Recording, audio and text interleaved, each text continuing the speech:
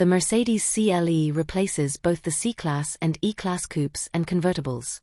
The segment's downsizing led Benz to merge the two-door Cs and Es into a single vehicle lineup, and the company did it right.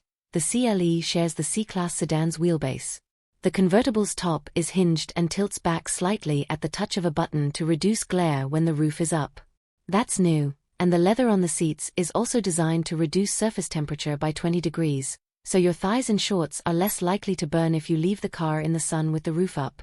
The new CLE Cabriolet is equipped with Mercedes Airscarf system, which blows warm air behind your neck. Mercedes calls it Aircap, which is even more elaborate. A wind deflector in the windshield headrest and a screen that rises from behind the passengers' heads are the result of hours of wind tunnel testing to determine the best way to reduce turbulence in the cabin when the roof is up. Like everything else in the CLE Cabriolet, the Aircap works like a charm. The CLE can also be topped off in less than 20 seconds. The roof raises or lowers at speeds of up to 37 miles per hour.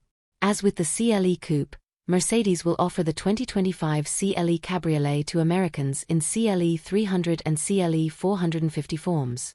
The former uses a 255 horsepower, 2.0-liter turbocharged four-cylinder engine, while the latter uses a 375 horsepower, 3.0-liter inline-six. Both use a 48-volt mild hybrid system, a 9-speed automatic transmission, and 4-matic all-wheel drive. Sure, they have the expected convertible weaknesses, but they're not really that weak. The rear seats are tight but livable in the coupe, and they're no better in the convertible, but they're not much worse either. Cargo space is reasonable for a convertible, 13.6 cubic feet with the roof up and 10.4 feet with it down, with a split-folding rear seat for more space in a tight spot. As a two-person vacation car, the new CLE Cabriolet holds its own well.